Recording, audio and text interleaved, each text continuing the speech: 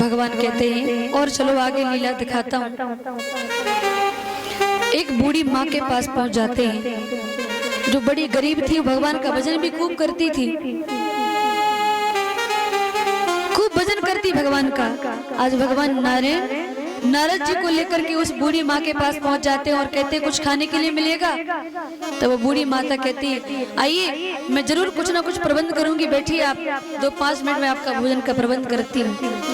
तो वो उस बूढ़ी माँ ने, गरीब थी लेकिन जैसे तैसे करके व्यवस्था बनाई और उन दोनों को भोजन कराया।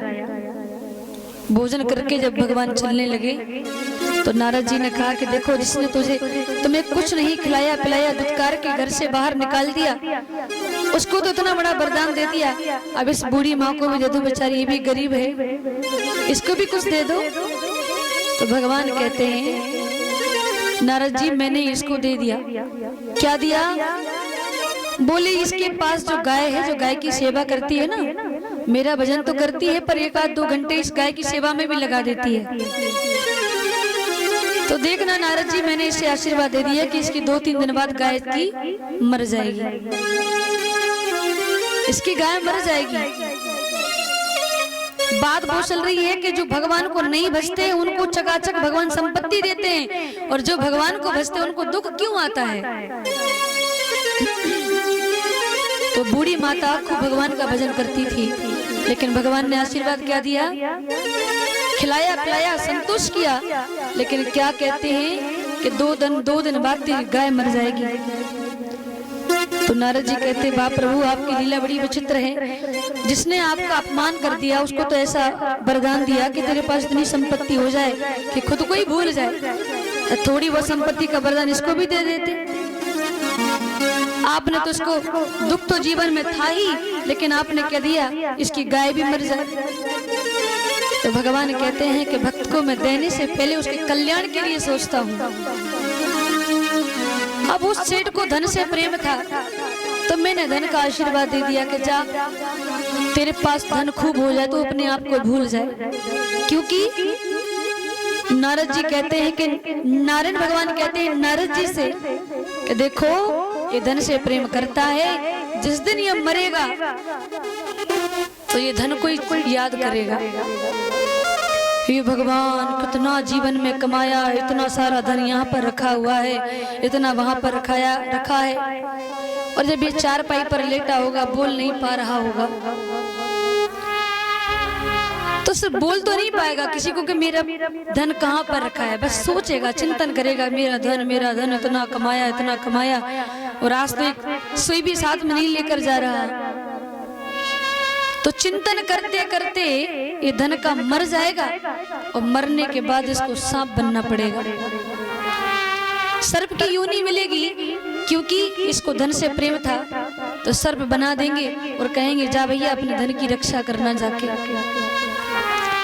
तो आपने देखा होगा कि जहाँ सोना चांदी धन दौलत निकलती है ना, तो वहां पर नागराज बैठे मिलेंगे, मिलते कि नहीं मिलते?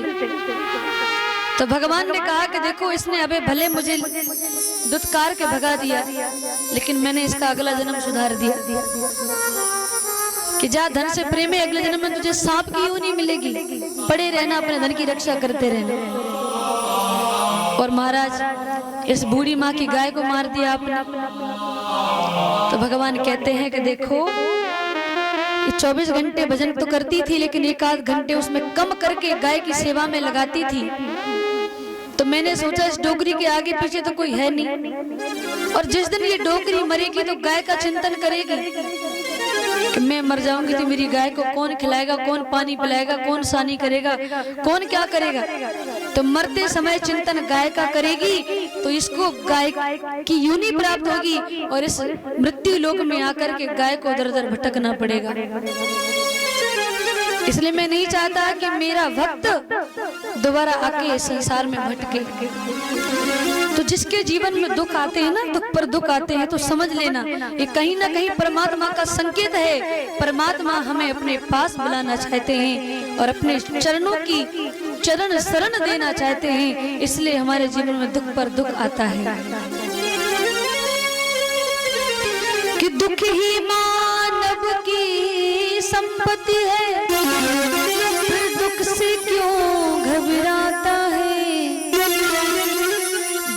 आता है तो जाता है, सुख आता है तो जाता है,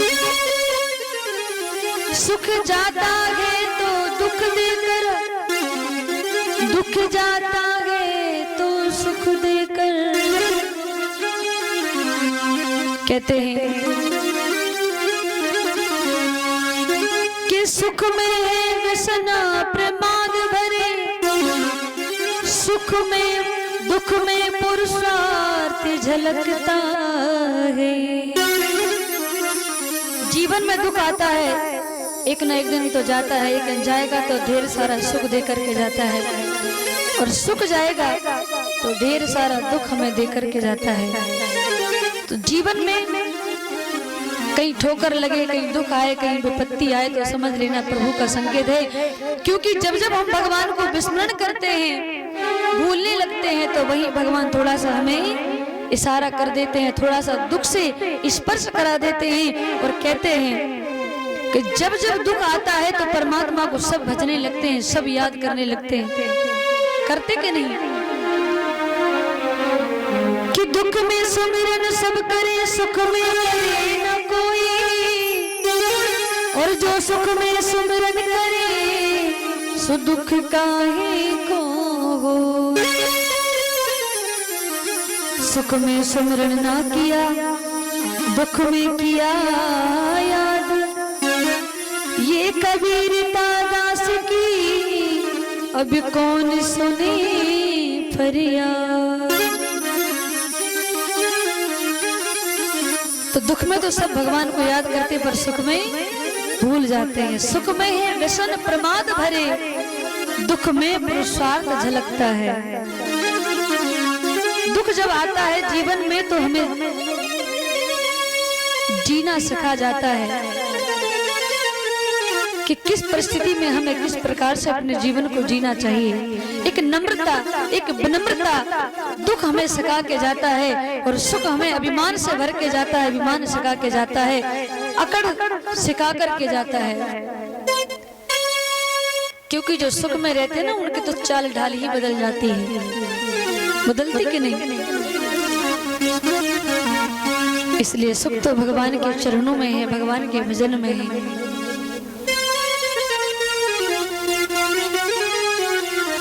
बोले सीताराम नाम भगवान की जय। जय जय श्री सीताराम।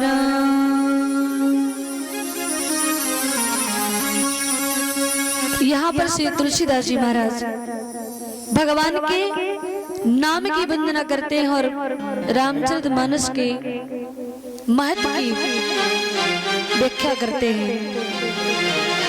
तो भगवान की महिमा का वर्णन गोस्वामी तुलसीदास जी महाराज कहते हैं कि मैं क्या कर सकता हूँ। जिन्होंने अपने नाम का वर्णन गुणगान स्वयं नहीं कर पाया हो, तो उनके गुणों का बखान मैं कहां से कर पाऊंगा। पर मति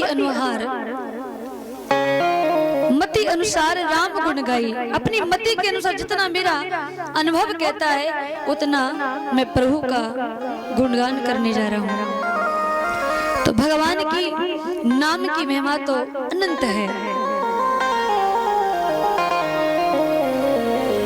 नाम की बात आती है तो देखिए, कहा है कि जब राम सेतु बांध बनाया जा रहा था,